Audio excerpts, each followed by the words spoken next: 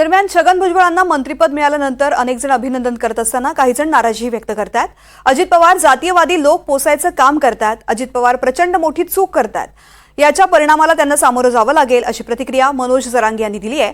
तर एक रथी गेला दुसरा महारथी आला, आता लढू की नको असा विचार येऊ लागलेला आहे, आम्हाला अशा प्रकारे थोपवलं जातंय अशी प्रतिक्रिया सामाजिक कार्यकर्त्या अंजली दमानिया यांनी दिली आहे। तर अंजली दमानिया आणि जरांगे यांचे पण मी आभार मानतो अशी प्रतिक्रिया छगन भुजबळ यांनी टीकाकारांवरती दिलेली आहे। आता काय त्यांनी घेतली का नाही घेतली का त्यांचा पक्षांतर्गतचा प्रश्न आहे, त्याच्यामुळे तो पहिला बी होताच आणि आता पण आहे, आम्हाला त्याचा काही फरक पडत नाही तो झालाय का नाही झालाय का। अजितदादाचे राज्यातले आमदार आहेत, मंत्री आहेत, त्यांच्या मतदारसंघात जे मराठींचे पोर आहेत त्यांना आरक्षणामुळे नोकऱ्या लागणार आहेत, शिक्षण मिळणार आहेत, राज्याच्या केंद्राच्या योजना मिळणार आहेत, सुविधा मिळणार आहेत, नेमक्या त्याच मिळू नयेत म्हणून तो हमेशा विरोध करतो मराठा समाजाला, मराठा समाजाच्या आरक्षणाला।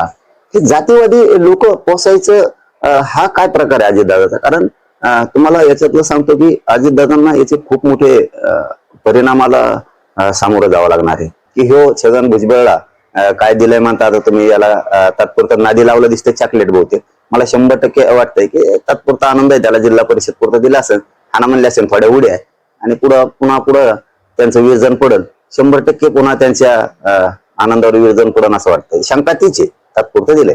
एक रथी गेले तर त्याचे महारथी येऊन ते आपल्या डोक्यावर थोपवत आहे आणि मला तर खरंच खूप राग आलाय, खूप त्रास होतो या सगळ्याचा।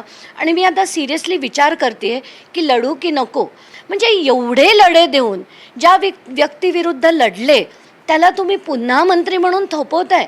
आता काय बोलायचं मला आता असं समजत नाहीये आणि खरंच प्रश्न पडलाय की याच्या पुढे मी आता थांबू आणि लढणंच सोडून देऊ, असा एक प्रश्नचिन्ह माझ्या आत्ताच्या घटकेला माझ्या मनात आहे। तुमचा शपथविधी झाल्यानंतर अनेकांनी नाराजी व्यक्त केलेली आहे, तुमचे जे काही अंजली दमानिया असतील, मनोज जरांगे असतील, अंजली दमानिया सगळ्यांनी नाराजी व्यक्त केलेली।